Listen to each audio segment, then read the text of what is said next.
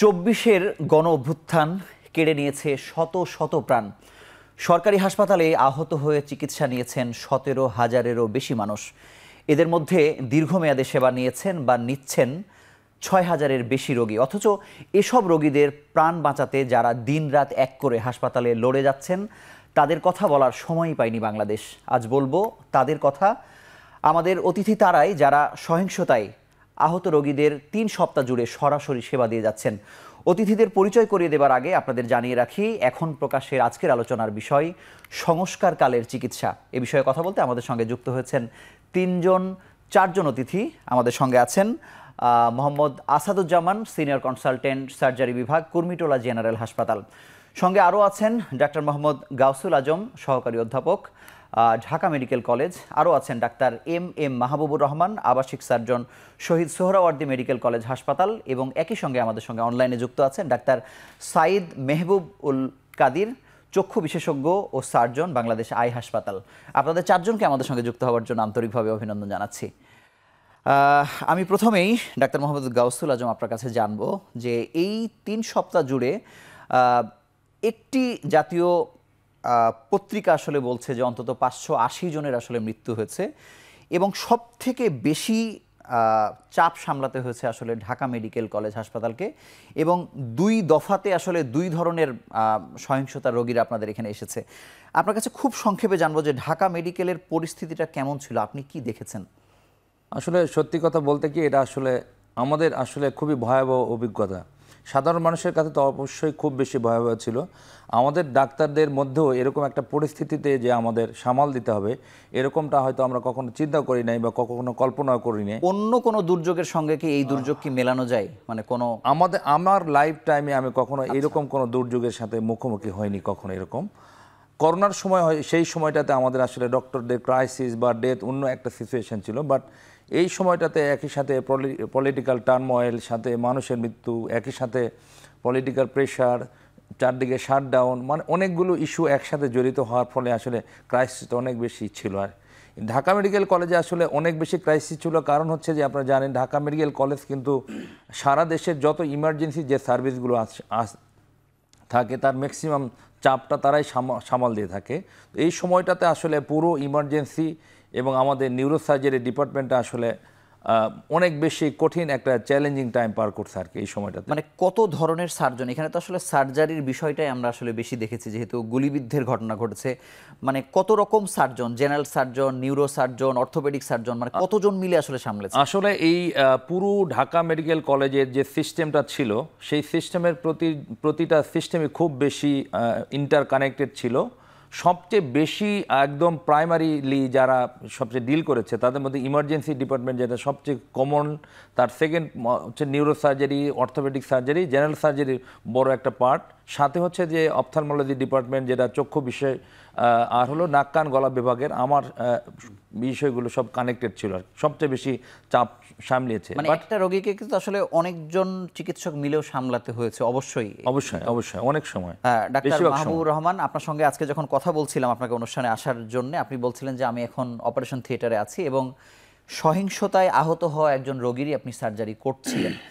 আসলে সেই রোগীটির গল্প যদি আপনার কাছে শুনতে চাই। অ্যাকচুয়ালি আমি অপারেশন থিয়েটারে ছিলাম ওই মুহূর্তে। এই অপারেশনগুলো হচ্ছে আমাদের রুটিন অপারেশনগুলো। সহিংসকালীন সময়ে যে অপারেশনগুলো আমরা করতে পারিনি, যেগুলো জীবন সংখ্যায় ছিল না, তাদের একটা চাপ এখন আমাদের উপর পড়ে গিয়েছে। সেই অপারেশনগুলো আজকে আমরা করছিলাম। মানে আমি ওই আজকে যেই অপারেশন আপনি করেছেন সেই রোগীটির আসলে স্টোরিটা জানতে চাই। আজকে আমরা একটা নর্মাল একটা পেশেন্ট হার্নিয়ার একটা অপারেশন করেছি। বাট সহিংসতাকালীন অপারেশনে একটা রোগীর মানে অপারেশন পরবর্তীতে কিছু জটিলতা ছিল, তাকে নিয়ে আমরা একটা মেডিকেল বোর্ড ওই মুহূর্তে গঠন করছিলাম। আপনি যখন ফোন দিয়েছিলেন, তাকে আমরা তার গুলিবিদ্ধ ছিল না, তার কি সমস্যা হয়েছে? হ্যাঁ, সে গুলিবিদ্ধ ছিল এবং সে খুব মুমূর্ষু অবস্থায় আমাদের হসপিটালে এসেছিল এবং আমাদের সার্বিক সকল ডিপার্টমেন্ট, সার্জারি, ক্যাজুয়ালিটি এবং অ্যানাস্থেসিয়া এবং নিউরোসার্জারি, ইউরোলজি সবাই মিলে আমরা তাকে ওই মুহূর্তে প্রাথমিকভাবে তার জীবন যে সংখ্যাটা ছিল সেটা আমরা মুক্ত করতে পেরেছি এবং সে সংখ্যামুক্ত এখন। তবে অপারেশন পরবর্তীতে যেহেতু সে গুলিবিদ্ধ ছিল, তার খাদ্যনালী আমাদেরকে একটু বাইরে করে দিতে হয়েছে এবং তার কিছু নার্ভে ইনজুরি হয়েছে। সো নার্ভের জন্য আমরা একটা বোর্ড গঠন করেছি। আগামীকালকে আমাদের এই বোর্ডটা সবাই আমরা থাকবো সেখানে, সেটা নিয়ে আমি কাজ করছিলাম তখন আমরা প্রথম দফায় সার্জারি করেছেন, দ্বিতীয় দফায় আজকে যেমন করলেন, এরকম আরো কত রোগী আপনার হাসপাতালে আছে? এই মুহূর্তে আমাদের বেশ কিছু রোগী আমাদের হসপিটালে আছে, তবে এই মুহূর্তে 12 জনের সেটা হচ্ছে যে 4 থেকে 6 তারিখ পর্যন্ত 12 জনের আমাদের এই মুহূর্তে হসপিটালে আছে। আর ইনিশিয়ালি প্রথম দফায় যেটা 18 থেকে 24 তারিখ পর্যন্ত, ওই সময়ে আমাদের প্রায় 18 জন রোগীর মতো আছে, যাদেরকে আমরা এখন পুনর্বাসন করার জন্য চেষ্টা করছি, যারা অলরেডি তারা জীবন সংখ্যামুক্ত হয়ে গিয়েছে। ধন্যবাদ। ডাক্তার মোহাম্মদ আসাদুজ্জামান, আপনার কাছে জানবো যে ওই দিন যখন সহিংসতাটা আসলে শুরু হলো, আমরা দেখছিলাম যে আসলে কুয়েত মৈত্রী হাসপাতাল প্রথম চাপটা আসলে সামলেছে আর কি, কিন্তু কুয়েত মৈত্রী হাসপাতালের ইনফ্রাস্ট্রাকচার আমরা যতটুকু বুঝি, কুর্মিটোলা হাসপাতাল আসলে যতটা ওয়েল ইকুইপড বা অনেক কিছু আছে সেটি কিন্তু নাই। ওই অঞ্চলের সব রোগীদেরকে কি আসলে আপনাদের সামলাতে হয়েছে কিনা, বা আপনাদের পরিস্থিতি কেমন ছিল? প্রথম যদি বলি, প্রথম যখন আন্দোলনটা শুরু হয় বৃহস্পতিবার 18 তারিখ ছিল এটা ফার্স্ট ফেজ, তো আমাদের কুয়েত মসজিদ থেকে ডিরেক্টর স্যারের কাছে ফোন আসলো যে দুজন আমাদের ডাক্তার পাঠানোর জন্য, কনসালটেন্ট পাঠানোর জন্য, কিন্তু আমাদের গাড়ি অ্যাম্বুলেন্স যেতে পারে নাই, এয়ারপোর্ট এখানে আটকে দেওয়া হয়। পরবর্তী ওই রোগীগুলোকে আমরা যেভাবে হোক আমাদের কুর্মিটোলা হাসপাতালে শিফট করি।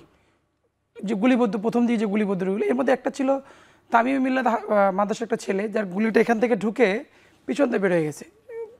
মানে বাংলায় যদি বলি ইন্টার লেভেলে পড়ে ছেলেটা আর কি, মাদ্রাসার ছেলেটা। তো এটা আমরা সারা রাত বসটি করি, আবার এই রানের মধ্যে গুলি লেগে এখানে রক্তনালী ছিঁড়ে যায়, সেটা করেছি। শুক্রবার দিন তো সারাদিন আমরা কাজ করেছি, সারা রাত কাজ করেছি। শুক্রবার প্রচুর গুলিবদ্ধ, বিশেষ করে মিরপুর অঞ্চল, যমুনা ফিউচার পার্ক, বাড্ডা, এই রিজনের রোগীগুলো কিন্তু কুর্মিটোলার দিকে এসছে। এবং আমাদের কুর্মিটোলা হাসপাতালটা পুরোপুরি প্রিপেয়ার্ড ছিল, যদিও আমরা ঢাকা মেডিকেল তত বড় না, ছোট, কিন্তু আমাদের ডিরেক্টর স্যার এবং আমাদের ডাক্তাররা, বিশেষ করে সার্জারি, অর্থোপেডিক্স এবং ইমার্জেন্সি, অল আর রেডি। এবং আমাদের কোনো রুগী যেটা অপারেশন লেগেছে, আমরা নিজে ডিসিশন দিয়েছি ইমিডিয়েট ওটি, এবং ওটি একদম রেডি ছিল আমাদের। 8টা ওটিকে খালি রাখা হয়েছে এবং 24 ঘন্টা আমরা ওটি করেছি। এবং আমি শুক্রবার দিন সকালে ঢুকেছি, বৃহস্পতিবার থাকতে পারি না। আমাদের ডিউটি আওয়ার তখন কত বেশি বেড়ে গেছে? আমাদের ডিউটির কোনো লিমিটেশন ছিল না। ইভেন আমার প্রশাসনের লোকরাও, আমাদের পরিচালক মহোদয়, ওনারাও রাতের বরাত আমাদের সাথে ছিলেন। এটা একটা মানে আমাদের আসলে ইমোশন কাজ করছিল। মানে এই সময় তো আসলে মানে কে কোন দলের মতের, এটি তো আসলে মানে কখনোই চিন্তা করার কোনো প্রশ্নই একদম সুযোগই নাই। এটা মানুষের জীবন না। আপনার সামনে একটা মানুষ গুলি খেয়ে মারা যাচ্ছে, এজ এ হিউম্যান আপনি কিছু করবেন না, এটা ইম্পসিবল। আপনার কাছে আসবো। ডাক্তার সাইদ আমাদের সঙ্গে অনলাইনে যুক্ত আছেন। আমরা শুনেছি বা দেখেছি বা পত্রিকাতে খবর পাচ্ছি, আমরা নিজেও সরেজমিনে দেখেছি যে শুধুমাত্র 702 জন চিকিৎসা নিয়েছেন জাতীয় চক্ষু বিজ্ঞান ইনস্টিটিউটে, যাদের অস্ত্রোপচার হয়েছে 470 জনের, এবং যাদের অস্ত্রোপচার হয়েছে বা চোখে গুলি লেগেছে তাদের অনেকেই হয়তো চিরতরে তাদের দৃষ্টিশক্তি হারাবেন বলে আমরা আসলে শুনতে পাচ্ছি। আসলে আপনার অভিজ্ঞতা কি বলে? আপনি অনেকগুলো হাসপাতালে আসলে ঘুরেছেন, আপনি বলছিলেন আগে আপনার সঙ্গে কথা হয়েছিল, দৃষ্টি আসলে যাদের অস্ত্রোপচার হয়েছে তাদেরকে আসলে ফিরবে কিনা? আপনি সুন্দর কথা বলেছেন যে আমি জাতীয় চক্ষু বিজ্ঞান institute, lions eye institute, Bangladesh eye hospital, Vision eye hospital, Khidmah eye hospital, even Dhaka medical college eye department, আমি প্রত্যেকটা আয়ের যে ইমার্জেন্সি যেখানে যেখানে ম্যানেজ করে আমি পরিদর্শন করেছি। ইভেন আজকে নিউরো সায়েন্স হসপিটালেও পরিদর্শন করেছি। এবং আয়ের ইঞ্জুরিটা এমনই, শুধু আইসোলেটেড আয়ের ইঞ্জুরি হতে পারে, অথবা হেড ইঞ্জুরির সাথেও আয়ের ইঞ্জুরি হতে পারে, ফেসিয়াল ইঞ্জুরির সাথেও আয়ের ইঞ্জুরি হতে পারে। আমার জানা মতো, আমি যে তথ্য পেয়েছি, এই পর্যন্ত চিকিৎসা নেওয়ার জন্য এসেছে, আমি যে হাসপাতালগুলোতে খোঁজখবর নিতে পেরেছি, প্রায় 1300 জন। এর মধ্যে সার্জারি হয়েছে 630 জন। আচ্ছা। এবং দুঃখের বিষয় হচ্ছে, যাদের চোখের সার্জারি হয়েছে এদের মধ্যে 90% মানুষের আইদার এক চোখ অথবা দুই চোখে সে ব্লাইন্ড হয়ে যাবে। সে চোখে দেখার সম্ভাবনা খুব কম বা নাই বললেই চলে। এবং চোখের ইনজুরিগুলি বেশিরভাগ ক্ষেত্রে যেটা হয়েছে, এই প্লেট চোখের ভিতরে ঢুকে গিয়েছে, রেটিনা ইনজুরি করেছে। একটা ইয়াং ছেলে 23 বছর বয়স, তার দুই চোখে ব্লাইন্ড। আপনি চিন্তা করেন, একটা ইয়াং ছেলে, তার সারা জীবন তার পড়ে রয়েছে সামনে, তাহলে তার ভবিষ্যৎটা আপনি চিন্তা করেন। সে তার অধিকার আদায়ের আন্দোলনে যে তার দুই চোখের দৃষ্টি তার হারাতে হয়েছে, এরকম অনেক ছেলে মেয়ে আছে। আমি আপনার কাছে আসবো। ডক্টর গৌসুল আজম, আপনার কাছে জানবো যে বেশ কয়েক বছর থেকে ঢাকা মেডিকেল কলেজ হাসপাতালে আমার যাতায়াত প্রতিবেদনের ক্ষেত্রে আমরা দেখি যে নিউরোসার্জারির যে রোগীগুলো আছে তাদের 3 মাস 4 মাস পর্যন্ত অপেক্ষা করতে হয় এবং হাসপাতালের র্যাম্প ভরে যায় সবসময়। Right. এই যখন বাস্তবতা, এর মধ্যে নতুন রোগীরা আসলে যুক্ত হলো, গলার ওপরের দিকে যে ইনজুরিগুলো যেগুলো হয় আর কি, আপনারা যেখানে আসলে মস্তিষ্কের আঘাতের যে কাজগুলো করেন, আসলে পরিস্থিতিটা কেমন ছিল বা কী ধরনের ইনজুরি আপনারা আসলে পেয়েছেন বা সেবা কতটুকু দিতে পেরেছেন? আসলে আমাদের কাছে আমাদের যেহেতু নিউরো সার্জারি ডিপার্টমেন্টে প্রথমে যে রোগীগুলো আসতো সেটা আসলে ইমার্জেন্সি ডিপার্টমেন্টে যেত আর কি। হ্যাঁ, তো ইমার্জেন্সিতে যাওয়ার পর ওইখানে ব্রেন এবং স্পাইন ইনজুরি যে রোগীগুলো থাকতো বা ফেসিয়াল ইনজুরি বা মুখের যে ইনজুরিগুলো ছিল, ওই রোগীগুলো স্পেশালি আমাদের কাছে রেফার করা হতো, ওই রোগীগুলো আমাদের কাছে আসতো। তো এরকম আসলে শত শত মানুষ আমাদের কাছে আসা শুরু করে। স্পেশালি আমার মনে আছে বৃহস্পতিবার শুক্রবার এই দুদিন আমাদের এখানে মানুষজন, আমি স্পেশালি ওই সময় ছিলাম, আমার পুরো টিম ছিল সেই সময়টাতে, এবং ওই সময় দেখা যায় যে বিকাল 3টা বা 4টার পর থেকে প্রতি মিনিটে 2-3 জন করে মানুষজন আসতে থাকে আমাদের ইমার্জেন্সিতে, আমাদের নিউরোসার্জারি ডিপার্টমেন্টে। এবং কিছু বেশিরভাগ সেবায় আমরা চেষ্টা করেছি যে আমাদের অন স্পটে যেগুলো দেওয়া সম্ভব সেগুলো দেওয়ার চেষ্টা করেছি আমরা ওই সময়টাতে। এবং তারপরে যেগুলোতে সার্জারি দরকার হয়েছে আমরা সরাসরি আমাদের যে ইমার্জেন্সি রুম থেকে সরাসরি আমরা অপারেশন থিয়েটারে নিতাম, আর একটা টিম ছিল যারা সব সময় অপারেশন থিয়েটারে এই কাজগুলো করছিল। বৃহস্পতিবার দিন আমার মনে আছে ওই দিন হচ্ছে বেশিরভাগ হলো যে পিলেট ইনজুরি অনেক বেশি ছিল, ছোট ছোট ছড়া গুলি যেটাকে আমরা বলি, ওগুলোর ইনজুরি বেশি ছিল এবং লেস গ্রিভিয়াস ছিল, মানে কম ইনজুর্ড এরকম ছিল, চামড়া নিচে মুখের নিচে। বাট সেই সময় চোখের ইনজুরি অনেক রোগী ছিল এবং মাথার স্কালের মধ্যে কিছু ইনজুরি ছিল। বাট শুক্রবার ছিল খুবই ম্যাসাকার, ওই দিনটা ছিল খুবই ডেঞ্জারাস। কারণ হচ্ছে যে ওই দিন ইনজুরিগুলো ছিল অনেক বেশি ভয়াবহ রকমের, মানে সেই সময় হয়তো বা টার্গেটেড যে গুলিগুলো ছিল সেগুলো। কিন্তু সেগুলোকে কি আসলে আপনারা যে অবস্থায় পেয়েছেন, যারা ব্রড ডেড হয়নি, আসলে তাদেরকে আসলে আপনারা কতটুকু সেবা দিয়ে সুস্থ জীবনে ফেরাতে পেরেছেন? এদের মধ্যে দেখা যাচ্ছে যে আমাদের কাছে যেই রোগীগুলো এসেছিল তাদের ক্ষেত্রে আমাদের 20% মানুষের সার্জারি দরকার হয়েছে, মানে মেজর সার্জারি দরকার হয়েছে। আর 80% রোগী তাদের হচ্ছে যে আমাদের এই ফার্স্ট এইডেই অনেকভাবে আমরা সারিয়ে তুলতে পারছি। এবং এদের দেখা যাচ্ছে অলমোস্ট 90% মানুষ কিন্তু অলমোস্ট তারা বাসায় চলে গেছে এর মধ্যে ছুটি নিয়ে। অনেক মানুষ 10% মানুষ আইসিইউ সার্জারি দরকার হয়েছে এবং এদের মধ্যে সার্জারি পরবর্তীতে অনেকে চলে গেছে। আবার কিছু মানুষ স্টিল এখনো আইসিইউতে তারা ট্রিটমেন্ট নিচ্ছেন। আমি আপনার কাছে আসবো, ডাক্তার মাহবুব, আপনার কাছে জানবো যে এই যে সেবা দিতে গেলেন, আমি যদি ঢাকা মেডিকেলকে সমস্ত সরকারি হাসপাতালের থেকে একটু আলাদা করি, যেহেতু তাদের ইমার্জেন্সি সেবাটা সব থেকে ভালো, বাংলাদেশের মানুষের হোপটা সব থেকে বেশি, কারণ সেখানে রোগী তো আসলে ফেরানো কোনোভাবে আসলে যায় না। কিন্তু আমি যদি সোহরাওয়ার্দী হাসপাতালের কথা বলি, সেখানে আমরা যেমন একটা পরিসংখ্যানে দেখছি যে প্রায় 33 জনের মৃত্যু হয়েছে, মানে পত্রিকায় আসলে এসেছে। সেখানে সেবা দিতে গিয়ে মানে কোন সংকটটা আপনাদের বেশি মনে হয়েছে? চিকিৎসা সরঞ্জামের ক্ষেত্রে বা জনবলের ক্ষেত্রে, মানে কোন ঘাটতিটা আসলে দৃশ্যমান বেশি হয়েছে আপনার কাছে? আসলে ধন্যবাদ আপনার কোয়েশনের জন্য।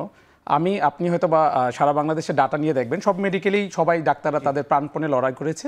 বাট আমি বলবো যে এই ক্রাইসিসে সোহরাওয়ার্দী মেডিকেল একটু অসাধারণ কাজ করেছে। আচ্ছা, কারণ আমি পুরোটা সময় ছিলাম, ওই সময় আমাদের পুরো ডিপার্টমেন্ট ছিল।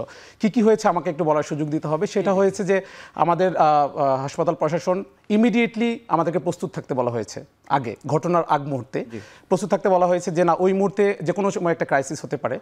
এবং আমরা সবাই হসপিটালে অবস্থান করেছি, সবার ছুটি ক্যান্সেল করে দেওয়া হয়েছে এবং ডাক্তারদেরকে জরুরি ভিত্তিতে অ্যাম্বুলেন্সে করে হাসপাতালে নিয়ে আসা হয়েছে। এবং আপনাকে আমি বলে রাখি, তখন পুরোটা হসপিটাল হয়ে গিয়েছে একটা ক্যাজুয়ালিটি হসপিটাল। আমরা সাধারণ অন্যান্য ফ্যাকাল্টি যারা স্বাভাবিক বেসিক সাবজেক্ট, অন্যান্য ডিফারেন্ট ডক্টর যারা আছে, সবাইকে তখন আমাদের ক্যাজুয়ালিটিতে ইনভলভ করা হয়েছে। এবং আপনি দেখবেন আমাদের অনেক কিছু আছে যে একটা রোগীর জন্য সবাই, নার্স থেকে শুরু করে ডাক্তার এবং আমাদের বিভাগীয় প্রধান এবং হাসপাতাল, ইভেন আমাদের পরিচালক মহোদয়, উনি পর্যন্ত হসপিটালে টানা 3 দিন অবস্থান করেছে। সেখানে একটি সংকট আসলে হয়েছে কিনা, মেডিকেল কলেজগুলো বন্ধ হয়ে যাওয়ার কারণে এই যে ঢাকা মেডিকেল, সোহরাওয়ার্দী মেডিকেল কলেজের মানে শিক্ষার্থী যারা বা যারা ইন্টার্ন করে তাদেরকে যে আপনারা পেলেন না, মানে সেই ঘাটতিটা কতটুকু টের পেয়েছেন? অ্যাকচুয়ালি আমাদের ইন্টার্ন কোনো হোস্টেল নাই আলাদা, যেহেতু আমার হসপিটালে স্টুডেন্টদের হোস্টেল আছে, অন্য হসপিটালগুলোতে ইন্টার্ন হোস্টেল আছে, আমাদের সেটা নেই। যেহেতু হসপিটালে হোস্টেলটা ওই মুহূর্তে ওরা ছিল না, কিন্তু অনেক ভলান্টিয়ার ইন্টার্নরা কিন্তু আমাদের এখানে এসে কাজ করেছে স্বেচ্ছায়, এবং স্বেচ্ছাসেবক অনেক কাজ করেছে। এবং আমি আপনাকে বলতে পারি আমাদের কোনো জনবলের অভাব ছিল না, কারণ আমরা ইমোশনালি এতটাই বেশি, কারণ আমি একটা ডক্টর ডক্টর আমি একটা ওথ নিয়েছি যে আমি মানুষকে সেবা করতে হবে। ওই মুহূর্তে আমরা সবাই হসপিটালে অবস্থান করেছি, আমরা বাসায় যাইনি। আমি আপনার কাছে আসব। দর্শক, আপনারা দেখছেন এখন প্রকাশ। যাচ্ছি ছোট্ট একটি বিরতিতে।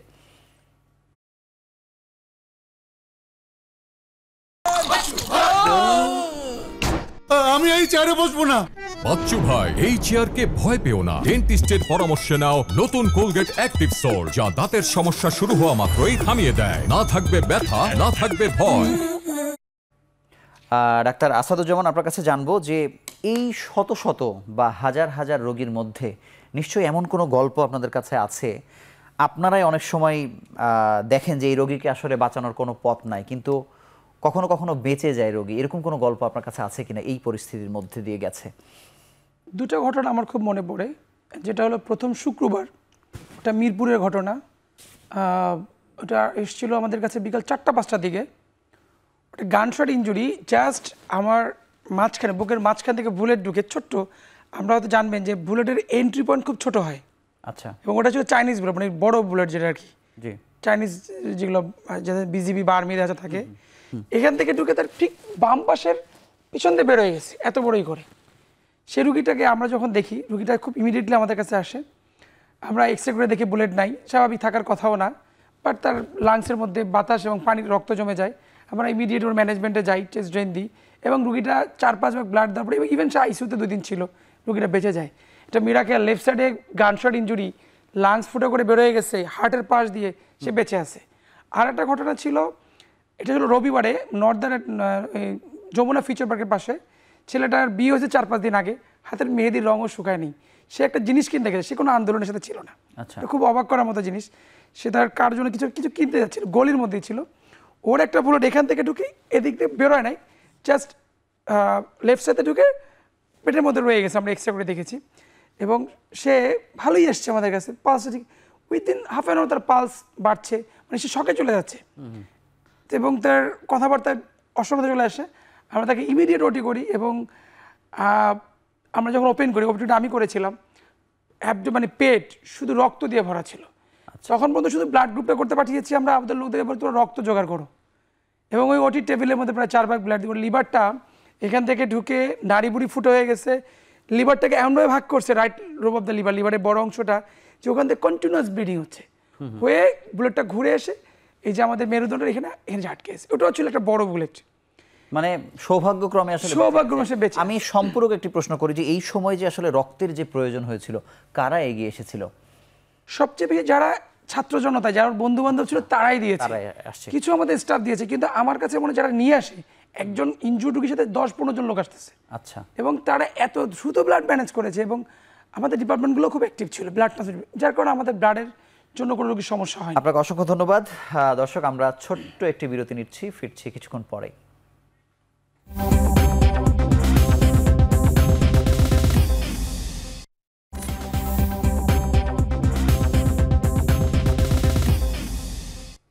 ফিরে এলাম বিরতির পর। দেখছেন এখন প্রকাশ। ডাক্তার কাদির, আপনার কাছে জানতে চাই যে আপনার জীবদ্দশায় যত আসলে এই চোখের ইনজুরির ঘটনা ঘটেছে, এত অল্প সময়ে এত রোগী চোখের ইনজুরিতে পড়েছে কিনা বা গুলিবিদ্ধ হওয়ার ঘটনা আপনি আসলে দেখেছেন কিনা?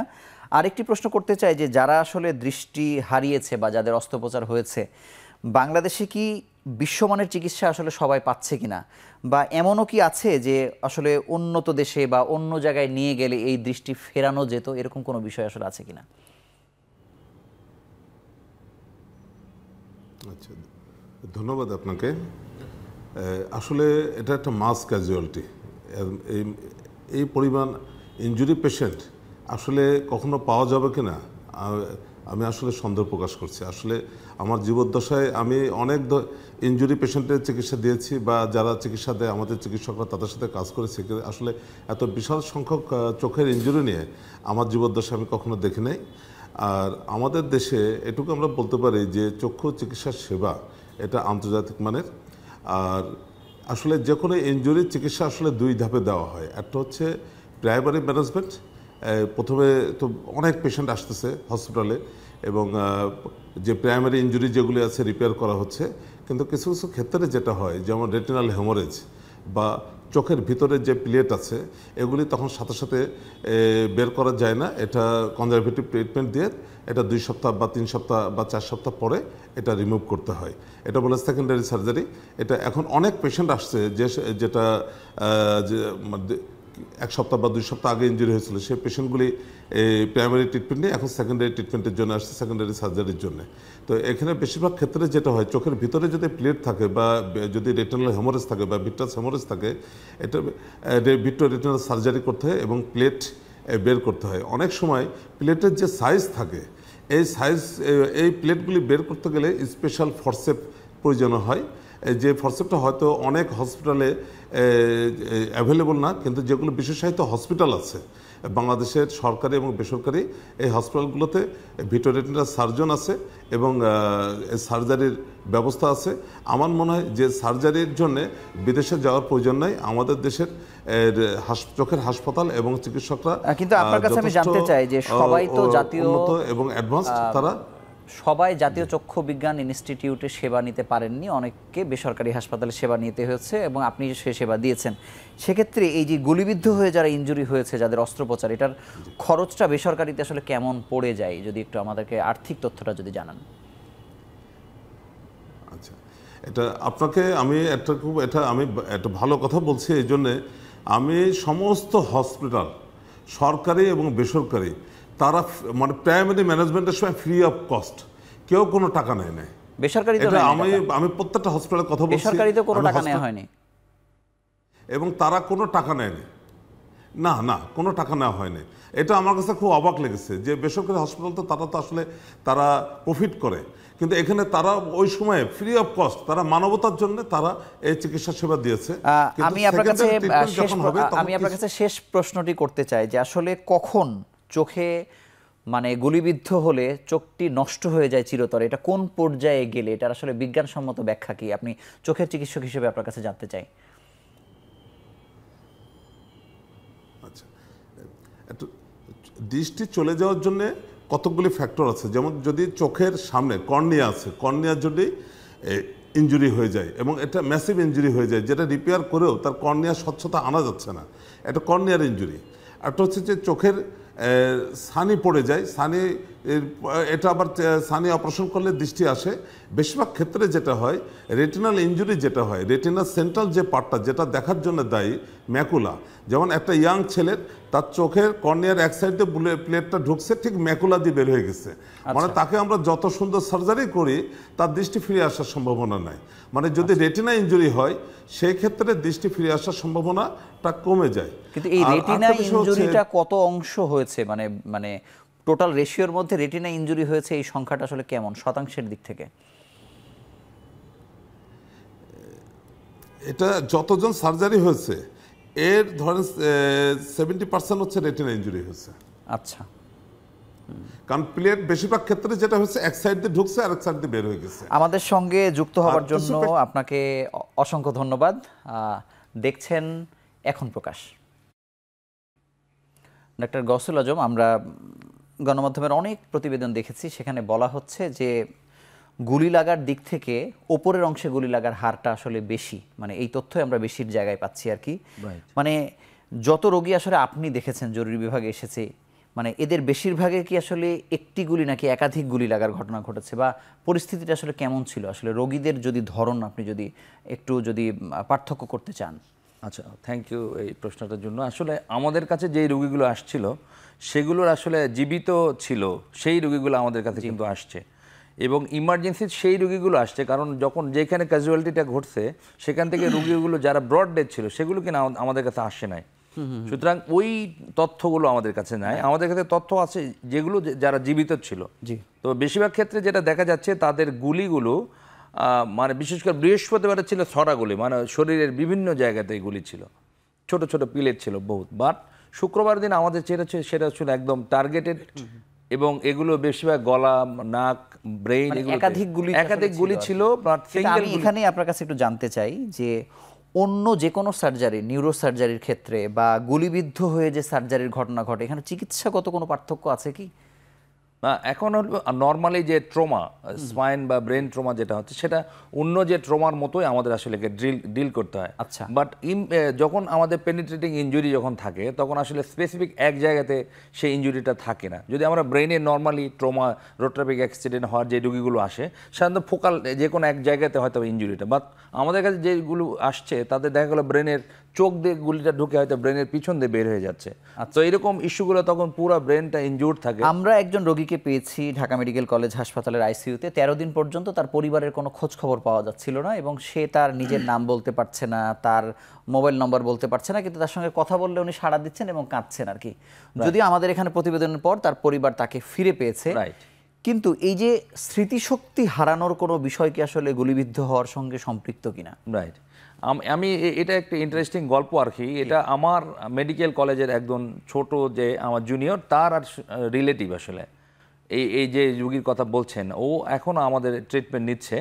ইনিশিয়ালি আসলে সে আইসিইউতে ছিল, ট্রিটমেন্ট নেওয়ার পরে সার্জারি হওয়ার পরে সে আইসিইউতে ছিল।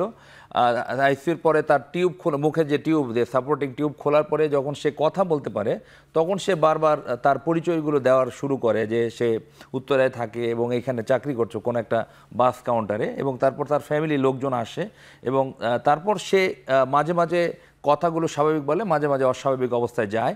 ব্রেন ইনজুরি হলে ব্রেনের মূল কাজটা আসলে মেমোরি যেগুলো আছে, তো পেনিট্রেটিং ইনজুরি হওয়ার কারণে তার আসলে মেমোরি ইম্পেয়ারমেন্ট ছিল এবং তার যেখানে প্লেটটা এখনও বুলেট তার ব্রেনের কিছু অংশ রয়ে গেছে যেটাতে এত ডিপ যে আমরা ওখান থেকে বের করতে পারবো না।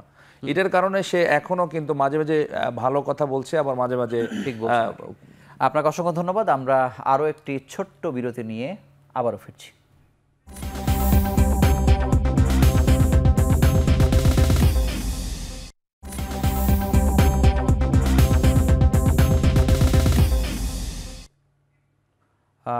আবারও ফিরলাম বিরতির পর। দেখছেন এখন প্রকাশ।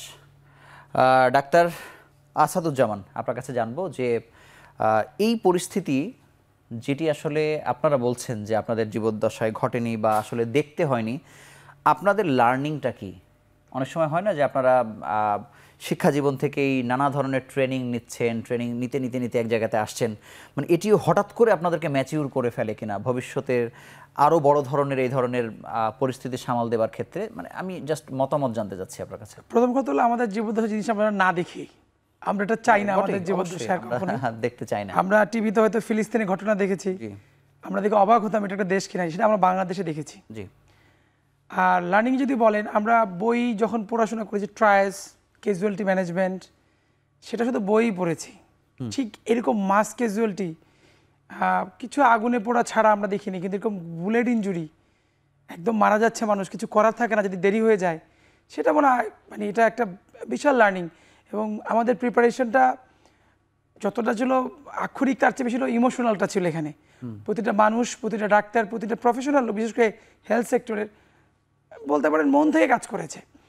আর ডেফিনেটলি এখান থেকে শিক্ষা হয়েছে আমাদের ইমার্জেন্সিটাকে আরও ঢেলে সাজানো যেতে পারে, ক্যাজুয়ালিটিকে আরও সব হাসপাতালে ক্যাজুয়ালিটি, যেমন ঢাকা মেডিকেল ক্যাজুয়ালিটি আছে বা মিটফোর্ডের সীমিত আকার আছে, প্রতিটা মেডিকেল কলেজে যদি ক্যাজুয়ালিটি চালু করা যায় তাহলে ম্যানেজমেন্টটা আরও ভালো হবে। আমি এখানে আপনার কাছে একটু জানতে চাই যে আমাদের বাংলাদেশে ইমার্জেন্সি মেডিসিন নিয়ে আলোচনা কম, বা এটি যারা চালু করার চেষ্টা করেছেন, কনফারেন্স করেছেন, আমরা একসময় দেখেছি, কিন্তু আসলে এটি কোনোভাবে একটি অবকাঠামো তৈরি হয়, আমরা বলি ওয়ান স্টপ সার্ভিস, কিন্তু সেই পরীক্ষাগুলো মানে খুবই দ্রুততম সময়ের মধ্যে একই জায়গায় করা, সেখানেই আইসিইউর মতো ব্যবস্থা থাকা, আমরা যেভাবে বলি খাতা কলমের মতো, কিন্তু আসলে বাংলাদেশে ওই জায়গায় আমরা আসলে যেতে পারিনি।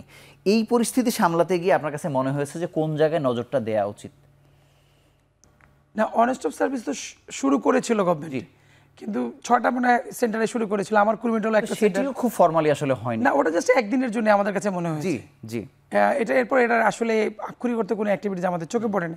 এবং আপনাদের এখানে যতগুলো আসলে রুম তৈরি করা হয়েছে সেগুলো আসলে ফাংশনাল হয়নি? না, ফাংশনাল করা হয়নি, জি, জাস্ট করার জন্যই করা হয়েছে।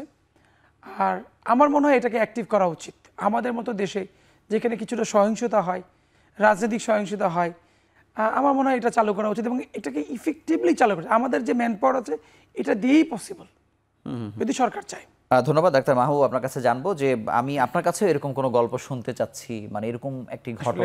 আমি ক্যাজুয়ালিটি বিষয়টা যেটা বলবো, আমাদের সরোয়ার্দী মেডিকেল কলেজে কিন্তু ওয়ান স্টপ সার্ভিসটা অ্যাক্টিভ আছে এবং যারা পেশেন্ট সরাসরি এসেছে, আমরা সেদিন আমাদের প্রত্যেকটা বিভাগ, সার্জারি বিভাগ তো অবশ্যই সেখানে প্রধান দায়িত্বে ছিল, ইউরোলজি বিভাগ, নিউরো সার্জারি, অর্থোপেডিক্স, অ্যানাস্থেসিয়াকে অবশ্যই আমাকে একটা স্পেশাল বলতে হবে, তারা সারা রাত আমাদের সাথে ছিল অপারেশনগুলোতে। তারাও কিন্তু আমরা মানে খাওয়া পর্যন্ত ছিল না। এবং আমি আপনাকে একটা মজার গল্প বলবো, সেটা হচ্ছে যে আমরা কোথায় খাবো, ওই মুহূর্তে তো অনেকগুলো দোকান বন্ধ হয়ে গিয়েছে এবং কোথা থেকে খাবার আসবে সেটাও আমরা বুঝতে পারি। তখন আমাদের হাসপাতাল অথরিটি পরিচালক মহোদয়, উনি হচ্ছে ওই মুহূর্তে যে রোগীর খাবারটা যেটা ছিল সেটাকেই বলছে একটু বেশি করে রান্না করার জন্য, যাতে আমার ডাক্তাররা খাবে। এবং আমাদের খাওয়ার সময়টা পাই নাই, হয়তো অনেক সময় আমার কাজ করার জন্য কিছু হলেও আমাকে গ্লুকোজ আমার ব্রেনের জন্য দরকার, ওই মুহূর্তে কিন্তু আমরা সেটা খেয়েছি। এবং এটা একটা বড় আমাদের কিন্তু একটু কষ্টও লাগেনি, আমাদের টায়ার্ড। আমরা অদ্ভুতভাবে, এই যে আপনি আজকে 3 সপ্তাহের কথা বললেন, আমার কাছে মনে হয় না 3 সপ্তাহ, আমার একটা বড় মনে হয় না, আমার মনে হচ্ছে সরাসরি আমি অপারেশন থেকে এখানে এসেছি। মানে আমার কাছে মনে হচ্ছে আমার দেশের মানুষকে সেভ করতে হবে। এবং আমার হসপিটাল, আমি বাংলাদেশের সব হসপিটাল করেছে, আমরা শুনেছি, আমার কলিগদের সাথে কথা বলেছি, আপনি তো এই টক শো এসেও আরও জানলাম। বাট আমার মেডিকেল কলেজ, আমি বলবো যে অসাধারণভাবে সবাই মিলে। এখানেই জানতে চাই যে মানুষ কিন্তু বিড়ম্বনায় বাড়ায়। আপনি জানেন যে বাংলাদেশে সংক্রমণের যে হার আফটার সার্জারি, যেটা আমরা বলি পোস্ট অপে যাদেরকে আসলে রাখা হয়, সেখানেও কিন্তু সংক্রমণের হার অনেক বেশি এবং রোগীরা সংক্রমণের কারণে মারা যায়। কিন্তু এর বাইরে যদি বলি, মানে এই রোগীর স্বজন যারা এসেছে তাদের পক্ষ থেকেও কি কোনো মানবিকতার গল্প আপনারা পেয়েছেন যে চিকিৎসককে সহযোগিতা করেছে? হ্যাঁ, অবশ্যই অবশ্যই। আমি আসলে এই যে একটা ম্যাস ক্যাজুয়ালিটি আপনি বলেন, যদি একটা ক্রাইসিস বলেন, এক্ষেত্রে কিন্তু সবাই হাত বাড়িয়েছে। এবং আমি আপনাকে বলবো যে অনেক সময় এমন একটা গল্প, যেটা হচ্ছে যে একটা পেশেন্টের খুব ব্লিডিং হচ্ছিল ওই মুহূর্তে, তো তার কোনো অ্যাটেন্ডেন্ট ছিল না, পথচারী আসছে, তখন তার ব্লাড লাগবে ইমিডিয়েটলি। তো ওই মুহূর্তে ব্লাডের কথা বলার পরে আমার সামনেই 3 জন দাঁড়িয়ে গেছে, আমি ব্লাড দেবো, আমার ব্লাড। তখন আমি সবাইকে বলেছি যে আপনারা রেডি হন। সেখানে বাংলাদেশের রংটা এক হয়ে গেছে। আমি তারা ব্লাড দেওয়ার জন্য প্রস্তুত। আমি পেশেন্টকে যে সরাসরি উঠিতে আমরা উঠিয়ে দিয়েছি এবং তারা প্রস্তুত ব্লাডের জন্য। ব্লাডের যে ক্রস ম্যাচিং এর সময়টা, আমাদের একটা কথা আছে যে ইউনিভার্সাল ডোনার, যে ওই সময় ক্রস ম্যাচিং এর যে টাইমটা, সেটাও আমাদের সময় ছিল না। আমরা ডিরেক্ট ব্লাড নিয়ে ওই মুহূর্তে অপারেশন করেছি, পেশেন্ট ভালো আছে। এবং এই যে ভালো থাকাটাই কিন্তু আলটিমেটলি আমাদের বাংলাদেশ ভালো থেকেছে আর কি। আপনার কাছে আসবো ডক্টর গৌসুল আজম, আপনার কাছে জানবো যে এই এত ঘটনার মধ্যে দিয়ে 2 দফায় আসলে হামলার ঘটনা ঘটেছে। প্রথম দফায় বরং কম মারা গিয়েছে এবং আমরা দ্বিতীয় দফা, যেটাকে আসলে ছাত্ররা বিজয় বলছে, সেটির পরে মৃত্যুর ঘটনা বেশি ঘটেছে। সেই সময় আসলে সব দলের আহত হওয়ার ঘটনা ঘটেছে, পুলিশ আহত হয়েছে। সেই ক্যাজুয়ালিটিগুলো আসলে কেমন ছিল? আসলে ওই ক্যাজুয়ালিটিগুলো অনেক বেশি, মানে আরো বেশি। সেটি তো আসলে গুলিবিদ্ধ কিছু গুলিবিদ্ধ ছিল, কিছু মানে ফিজিক্যাল অ্যাসাল্টের মতো। সেটি কেমন ছিল আমি একটু জানতে চাই আপনার কাছে। পিটিএ হত্যার কথা আমরা বলছি, মানে সে তেমন শুনেছি, যে ধরনগুলো কেমন ছিল? এটা আসলে মানে এটা ফিজিক্যাল অ্যাসাল্ট ছিল, যদিও ওই দিনগুলোতে আমার মানে ডিউটি ছিল না। এটা আমি তো প্রথম দিন থেকে একদম শেষ দিন পর্যন্ত আজ অবধি ছিলাম। সো আমি প্রত্যেকটা সিনারিকে দেখেছি। আসলে সেই দিন যেটা ছিল যে কিছু ছুরিকাঘাত বেশি ছিল, ছুরি। আচ্ছা। এবং তারা ছুরি ছিল, সেখানে কিছু গুলি ছিল এবং কিছু মানুষ, তারা একটা জিনিস সে আগুনে পুড়ে এসেছে, ওই মুহূর্তে এসেছে। এখন এই যে অবস্থাটা, মানে বিভিন্ন ধরনের মানুষ ওই মুহূর্তে এসেছে এবং সেই সময়ের জন্য আমরা কিন্তু বেসিক্যালি প্রস্তুত ছিলাম না। আমরা মনে করছি শেষ, এই মুহূর্তে আর কোনো হয়তো বা ক্যাজুয়ালিটি হবে না। তখন সেটা আরো ডিভাইসিটিং। আমরা বাসায় যাওয়ার জন্য হয়তো বা প্রস্তুতি নিয়েছিলাম যে আজকে বাসায় যাব, কিন্তু বাসায় যেতে পারি। আবার শুরু হলো। আমি আসবো ধরনটা নিয়ে আমার কিছু স্পেসিফিক কথা আছে। 18 তারিখ যেটা রবিবার, যেটা প্রথম বৃহস্পতি যেটা হলো, সেটা ছিল ছড়া, মানে শর্টগানের বুলেট ছিল, সব মেজরিটি শর্টগান বুলেট। শুক্রবার, শনিবার, রবিবার সব direct bullet injury, mixed bullet injury, Chinese রাইফেলের গুলি, আমি যেগুলো দেখেছি কিছু শর্টগানের গুলি ছিল। এটা যখন সেকেন্ড ধাপে যখন গেল, বিশেষ করে যেটা 4 তারিখে ছিল, 4 তারিখে এটা ছিল মেইনলি স্ট্যাপ, কোপ, মায়ের, মাথা ফাটা, এই ধরনের জিনিস দিয়ে ভরা। সব থেকে বেশি রোগী কিন্তু সেদিনই ছিল 4 তারিখ যেটা হলো, যেটা ছিল রবিবার। কিন্তু আবার সোমবার 5 তারিখে যেদিন আমাদের বিজয় ঘোষণা হয়, যে ছাত্র জনতার যে গণ অভ্যুত্থানে বিজয়, সেদিন মর্নিংয়ের যদি কেউ জেনে থাকে, আমাদের কর্মীটাল আমরা পেয়েছি 2 গান শট, ডাইরেক্ট হেডশট, সকালবেলা ঘটনা, 10টা 11টা দিয়ে ঘটনা এবং স্পট ডেথ। আমার মনে আছে ছেলেটা যখন লাশটা নিয়ে যায়, কাঁদতে কাঁদতে বলছে, আমার বাবা বিজয় স্বাধীনতা দেখে যেতে পারলো না। আচ্ছা, আমার বাবা স্বাধীনতা দেখতে পারলো না। আমি আসবো ছোট্ট একটি বিরতি নিয়ে। দর্শক দেখছেন এখন প্রকাশ, ফিরছি কিছুক্ষণ পরে।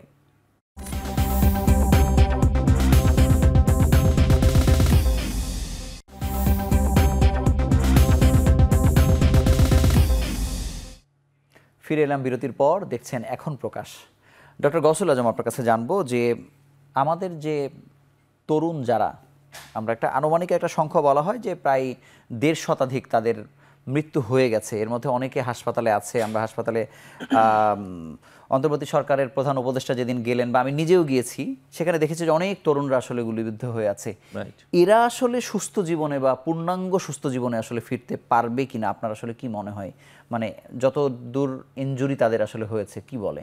এখানে দুই অংশে আমরা বলতে পারি। একটা মেজর সার্জারি যাদের দরকার হয়েছে বা অঙ্গহানিয়া, অনেকের কিছু অঙ্গহানি হয়েছে, এই ধরনের রোগী এক ধরনের আছে। আর কিছু আছে যাদের মাইল্ড ইনজুরি ছিল, অল্প ইনজুরি ছিল। যারা মাইল্ড ইনজুরি, এটা অলমোস্ট 90% মানুষ, যেটা তারা নর্মাল লাইফে ব্যাক করবে বা অলরেডি নর্মাল লাইফে ব্যাক করবে। যার পা চলে গেছে, যাদের অঙ্গহানি হয়েছে অথবা মেজর ইনজুরি হয়েছে, তাদের ক্ষেত্রে আসলে দীর্ঘমেয়াদী চিকিৎসা দরকার। কীরকম? যে তাদের প্রাথমিকভাবে যে ইনিশিয়াল যে ম্যানেজমেন্টগুলো আছে সেগুলো করার পরে তাদের আসলে দীর্ঘমেয়াদী, যেমন যাদের যদি পা হারিয়েছে, অঙ্গহানি হয়েছে, তাদের আসলে আর্টিফিশিয়াল লিম্স বা এগুলো রিপ্লেসমেন্ট করা দরকার। তাদের আসলে রিহ্যাবিলিটেশন প্রোগ্রাম দরকার। Rehabilitation programme not only physical programme, তাদের আসলে ফাইন্যান্সিয়াল বা সোশ্যাল প্রোগ্রামগুলোও দরকার। তাদের ফ্যামিলিকে সাপোর্ট দেওয়া দরকার। আমি এর মধ্যে ছোট্ট করে শুধু একটু জানতে চাই যে ওই ছড়রাগুলি যাদের লেগেছে, শত শত বলা হয় আর কি, বা অনেক বেশি, এদের নাকি একদম মৃত্যু পর্যন্ত এইগুলি অনেককে নিয়ে থাকতে হয়। তাদের জন্য আসলে চিকিৎসক হিসেবে আপনার পরামর্শ কি? তারা কি সুস্থ থাকতে পারবে? পরামর্শ দেয় যে ছড়রাগুলিগুলো থাকে নর্মালি সাবকিউটিনাস স্ট্রাকচারে থাকে বা স্কিনের নিচে বেশিরভাগ থাকে। তো এগুলো আসলে খুব বেশি সার্জারি করে, এতগুলো সার্জারি করে বের করা সম্ভব নয়। বেশিরভাগ ক্ষেত্রেই আসলে এটা তেমন কোনো প্রবলেম নিয়ে আসে না। মাইল্ড পেন মাঝে মাঝে নিয়ে আসে, বা কোনো সময় যদি সেখানে আসলে কোনো ডার্টি বা অন্য কিছু থাকে, সেখানে হয়তো ক্রনিক ইনফেকশন, ইনফ্লামেশন হতে পারে। সেগুলোর ক্ষেত্রে হয়তো বা ট্রিটমেন্ট, এটা লাইফকে খুব একটা হ্যাম্পার করে না, নরমালি খুব বেশি হ্যাম্পার করে না আমাদের। ধন্যবাদ। আসবো আপনার কাছে একটু জানতে চাইবো যে আমাদের অনুষ্ঠানের আজকের নাম সংস্কারকালের চিকিৎসা। তার মানে একটু সংস্কারের জন্যই কিন্তু আসলে ছাত্ররা এখন আশা করে বসে আছে। এই যে স্বাস্থ্যে এতদিন কাজ করছেন, বাংলাদেশে চিকিৎসা পেশায় চিকিৎসকরা সবসময় মনে হয় যে একটু আগুনের মধ্যেই থাকে, সবসময় সমালোচনার মধ্যে থাকে। এই এত দুর্যোগ মোকাবেলা করার পরেও নানা রকম কথা রোগীরা বারবারই বলছে যে কোনো চিকিৎসায় আসলে পায়নি। কিন্তু তারপরেও কোন ধরনের সংস্কার প্রয়োজন বলে আপনার মনে হয়? আমার মনে হয় সংস্কারটা একটা আমূল সংস্কার দরকার। আমাদের দেশের স্বাস্থ্য ব্যবস্থা নতুন করে ঢেলে সাজানো দরকার, যেখানে দল মত নির্বিশেষে যোগ্য লোকদের পদায়ন হবে, যোগ্য লোকদের প্রমোশন হবে, যোগ্য লোকদের চাকরি হবে, যোগ্য লোক যোগ্য জায়গায় বসবে, এবং যারা এর সাথে বিশেষ করে কেনাকাটা এবং আমাদের যারা ইনস্ট্রুমেন্ট বা অন্যান্য যে ওষুধপত্র কেনাকাটা জড়িত, তারা ভালো মানুষ বসবে, ভালো জিনিস দিবে। একসময় আমরা শুনেছি যে ঢাকা মেডিকেলে এমন ছিল, ঢাকা মেডিকেল কলেজে যারা প্রথম সারির 1, 2, 3 তাদেরকে দেশের বাইরে গিয়ে আসলে ডিগ্রি নেয়ার জন্য সুযোগ করে দেয়া হতো বা স্কলারশিপ দেয়া হতো আর কি। মানে এটি আবার চালু করা যায় কিনা, আপনি কি মনে করেন? হ্যাঁ, অবশ্যই। এটা অনেকটা লিমিটেশন হয়ে আসছে আমাদের দেশে, কিন্তু অবশ্যই এটা চালু করা উচিত। এবং যোগ্য লোকদের কিছু কিছু ট্রেনিং প্রোগ্রাম এখনও চালু আছে, আমাদের বিদেশে পাঠানো হয়। ছোট ছোট প্রোগ্রাম আমরা যাই, ফেলোশিপ করা যায় 1 বছর, 3 মাস, 6 মাস। ইনফ্যাক্ট আমিও গিয়েছি। কিন্তু এটাকে আরো ইফেক্টিভলি চালু করা যেতে পারে। আমি আপনার কাছে একটু জানতে চাইবো যে সরকারি হাসপাতাল মানুষের আস্থার জায়গা, কিন্তু আপনি দেখেন যে সকাল থেকে একটা মানুষ অপেক্ষা করছে, একটি চিকিৎসা পূর্ণাঙ্গ নিয়ে যেতে গিয়ে তার আসলে নানা ধরনের বিড়ম্বনার আসলে বিষয় আছে। তো হাসপাতালকে আসলে ঢেলে সাজানোর জন্য বা বিকেন্দ্রীকরণ করার জন্য বা রেফারেল সিস্টেম চালু করার জন্য আসলে অনেকগুলো দিককে আসলে একসাথে চিন্তা করার সময় এখন এসেছে কিনা, মানুষ যেহেতু আশায় বুক পাচ্ছে। ধন্যবাদ, খুব সুন্দর কোয়েশ্চেন করেছেন। আসলে আপনি তো জানেন আমাদের বাংলাদেশের জনগণের সংখ্যা কেমন আর ডাক্তারের সংখ্যা, সেই রেশিওতে কিন্তু একটা ডাক্তার অনেকগুলো মানুষের একটা রেশিও, একটা মাত্র ডাক্তার দেখতে হয়। তাহলে একটা ডাক্তারকে কিন্তু অনেকগুলো রোগী একটা সময় সার্ভিস দিতে হয়। তাহলে সেক্ষেত্রে চিন্তা করলে দেখুন, আমার কিন্তু বিদেশে একটা সুযোগ ছিল, কিন্তু আমি দেশে আছি, কারণ কি এই দেশের মানুষকে সেবা দিতে হবে এবং অনেক সব ডাক্তার সরাসরি সেবাটি দিতে পারছে। এবং আমি মনে করি আমাদের দেশে এই যে আপনি এই ক্রাইসিস লগ্নে দেখেন, আমাদের ডাক্তার, নার্স এবং অন্যান্য স্বাস্থ্যসেবা রিলেটেড যত কর্মচারী আছে তারা যেভাবে প্রাণপণে নড়েছে, আমি তো মনে করি যে আমার দেশের ডাক্তার যেরকম আবেগী, যে ভালোবেসে, যে একটা হিপোক্রেটিক ওথ নিয়েছে, আমরা হয়তো মতাদর্শের দিক থেকে আলাদা, রোগী হয়ে যখন এসেছেন তিনি তখন মানে সবাই, মানে এখানে কাউকে দেখেনি সে কোথা থেকে এসেছে, তাকে চিকিৎসা দিতে হবে। এই বাংলাদেশের আমি আবেগাপ্লুত এই কারণে, আমি দেশের বাইরে গেলে হয়তো আজকে আফসোসে মরতাম আমি যে আমি আমার দেশের মানুষকে সেবা দিতে পারিনি। আমি আমার সিদ্ধান্ত চেঞ্জ করেছি, আমি আমার দেশের মানুষকে সেবা দেব এবং দেশে। আপনার কাছে জানবো যে আসলে কোন দিক থেকে পরিবর্তন হওয়া দরকার বলে মনে করেন? আসলে এটা আমাদের বর্তমান যে ব্যবস্থাটা আছে, এটা আপসাইড ডাউন।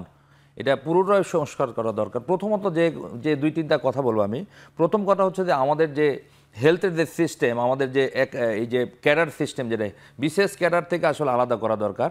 জুডিশিয়াল কাউন্সিলের মধ্যে আমাদের হেলথ কাউন্সিল থাকতে পারে, যেখানে আমাদের প্রতিনিয়ত রিক্রুটমেন্ট হবে, নতুন মানুষজন আসবে। বিশেষ ক্যাডার হওয়ার জন্য বছরের পর বছর অপেক্ষা করে একজন ডক্টরকে নিয়োগ দিতে হয়, বাট আমাদের রোগীর তো ক্রাইসিস প্রতিদিন, মানে আমাদের প্রতিদিন চেঞ্জ করতে হবে, প্রতিদিন লোক নিতে হবে। একটু অ্যাড করতে চাই। আমরা আসলে, আমি মনে হয় বাংলাদেশের ডক্টররা থ্যাঙ্কসলেস জব করে এবং তাদেরকে থ্যাংক ইউ দেওয়ার মানুষ খুব কম। আমি খুবই অবাক হয়েছি, আপনি এখন টেলিভিশন আমাদেরকে ডেকেছে, আমাদেরকে এতে আমরা আবেগ আপ্লুত। আসলে আমরা থ্যাংক ইউ পাওয়ার আশায় কাজ করি না। বাংলাদেশের মানুষকে আমরা সেবা দিয়ে যাব, মানুষ আমাদেরকে মানে আমাদের দেশের মানুষ ভালোবাসবে, তো বুকে টেনে নেবে এক সময়। আশা করি পরিবর্তন হবে, সবার মধ্যে পরিবর্তন হবে অবশ্যই। কিন্তু আমি তারপরে আপনার কাছে জানতে চাই যে এই যে এত ইচ্ছা থাকার পরেও কোন কোন কারণে আসলে সেবাটি আসলে মন খুলে দেয়া যায় না বলে মনে হয়?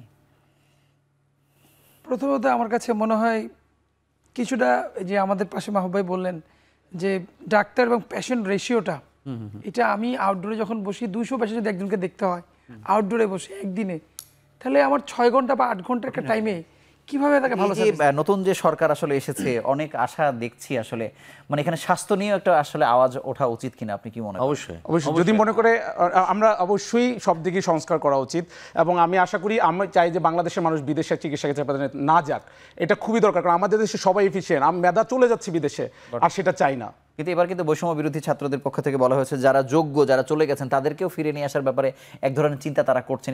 এটা আসলে খুবই পজিটিভ দিক। আমাদের আসলে এটা শুধু মুখের কথা বললে হবে না, আমাদের ইনফ্রাস্ট্রাকচার ডেভেলপমেন্ট বা যে ফ্যাসিলিটিসগুলো আছে সেগুলো আমাদেরকে দেশে নিয়ে ইনশিওর করতে হবে। আমাদের যে ডক্টর আছে অনেক মেধাবী, অনেক ট্যালেন্টেড, কিন্তু আমরা কেন ইন্টারন্যাশনাল ডক্টর হয়ে উঠতে পারি না? কারণ ডিউ টু পলিটিক্স, কারণ আমাদের কোনো ট্রেনিং বাইরে আমরা যেতে পারি না। আমি যদি ট্রেনিং করতে যাই, আমি কোরিয়া থেকে ট্রেনিং করে এসেছি, বাট আমি কিন্তু ওই জিনিসটা আমার সরকারি হসপিটালে ইমপ্লিমেন্ট করতে পারি না, বা আমার ডক্টর বাইরে যখন যেতে চায়। সেই অভিজ্ঞতা তো আমাদের বঙ্গবন্ধু শেখ মুজিব সুপার হাসপাতালে আমরা দেখেছি, যে মানে এত বড় হাসপাতাল আমরা তৈরি করেছি, কিন্তু এটা আমরা ঢিমে তালে চালু করছি এবং পারছি না। আসলে আপনাদেরকে ধন্যবাদ, এবং এখন টিভির পক্ষ থেকে কৃতজ্ঞতা আপনাদের প্রতি, যে এই বাংলাদেশের এত বড় ক্রাইসিসে আপনারা সবকিছু ভুলে গিয়ে আসলে মানুষের সেবায় আসলে আপনারা এগিয়ে এসেছেন। এই জন্য আপনাদের প্রতি আমি একটু বলতে চাই, আমি বাংলাদেশের চিকিৎসক সমাজ এবং নার্স এবং সবাই যারা সরাসরি রিলেটেড ছিল, আমি প্রাণপণে তাদের কাছে থ্যাংক ইউ দিচ্ছি, এবং আমি তাদেরকে কৃতজ্ঞতা জানাচ্ছি যে আমার দেশের মানুষকে এইভাবে তারা সেভ করার জন্য। ধন্যবাদ। গণ অভ্যুত্থান শব্দটি শুনলে যে আশায় বুক বাঁধার একটি বিষয় আসলে চলে আসে, কিন্তু একটি গণ অভ্যুত্থানে আসলে যতগুলো প্রাণ আসলে ঝরে যায়, আমাদের ভয়ে আমরা কাঁপতে থাকি যে এতগুলো প্রাণের বিনিময়ে যে অভ্যুত্থান আসে সেটি যেন আর না হয়। বাংলাদেশের একটি শিশু বা কোনো একটি মানুষ বা ছাত্র সমাজ কারো যেন আসলে প্রাণ হারাতে না হয় অনাকাঙ্ক্ষিতভাবে। এই ছিল আজকের এখন প্রকাশে। ভালো থাকুন, সুস্থ থাকুন, শুভরাত্রি।